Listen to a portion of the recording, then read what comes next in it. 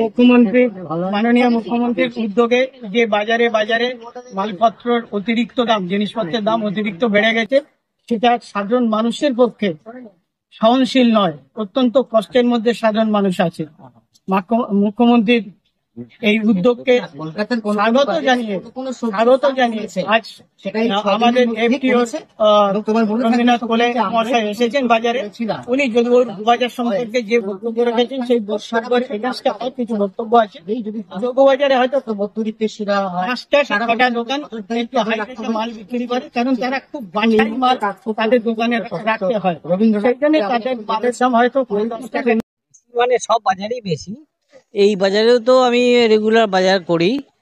তা আগে আলু ছিল 5 কিলো 170 টাকা, এটা সেটা এখন গিয়ে দাঁড়িয়েছে 32 টাকা করে কিলো। 5 কিলো 150 160 টাকা হয়েছে, 10 টাকা কমেছে আলুতে। 5 কিলোতে 10 টাকা কমেছে, 1 কিলোতে 2 টাকা কমেছে।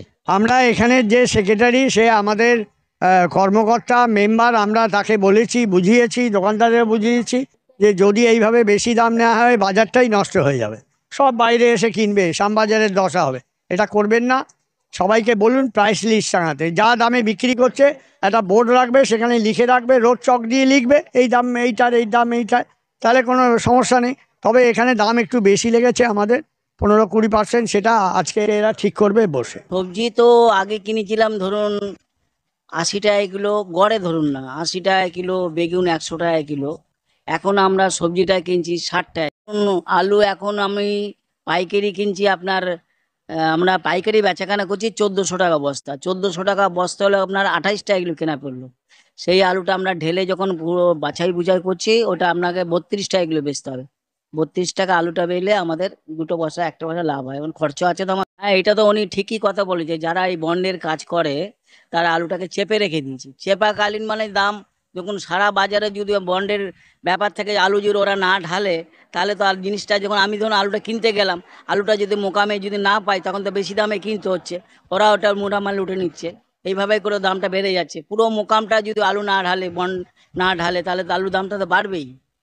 মিডিল ম্যানরা ওই এগুলো মিসইউজ করছে। মিডিল ম্যান যারা আছে, যারা ফোরে বলে অ্যাকচুয়ালি, তারাই এটা মিসইউজ করছে। ফোরেদের কাছে ইয়ে করতে হবে, ধাওয়া মারতে হবে, ফোরেদের গিয়ে ধরতে হবে যারা এই মালটাকে আটকে রাখছে। ব্যবসায়ীদের আমরা সেইভাবে সেগ্রিগেট করিনি। আমরা প্রথমে সব জায়গায় ঘুরছি, কষান করছি, তারপরে যদি না শোনে তখন প্রশাসন ব্যবস্থা নেবে, নিয়ে গিয়ে লকআপে করে দেবে, তখন বুঝবে। আমরা সেটা চাই না, কেউই চায় না। রাজ্য প্রশাসন মমতা দিয়ে এসব চায় না। মমতা দিয়ে চায় যে যেরকম কিনবে সেরকম বেচবে, সেটা আলাদা। ওই 30 টাকায় কিনে আর 60 টাকায় বেচবে, এই জিনিসটা আমরা চলতে দেবো না। আমাদের বক্তব্যটা হচ্ছে খুব পরিষ্কার। সবজিতে 100% প্রফিট, এটা কখনো মেনে নেওয়া যায় না, এটা খুব বাজে ব্যাপার। কেউ একই রেটে কেনে না, সবারই রেট 19-20 থাকে কেনার উপরে। এবার সেই হিসাবে যদি রেট বেঁধে দেয়, তাহলে সেম রেটে সবাই প্রত্যেকটা ব্যবসায়ী বেচতে পারবে, কোনো অসুবিধা হবে না। सब मत बड़ा हुआ हुआ है, भिंडी 80 रुपया, परवल 60 रुपया, सब बड़ा हुआ हुआ है। हमारे से ना बढ़ रहा।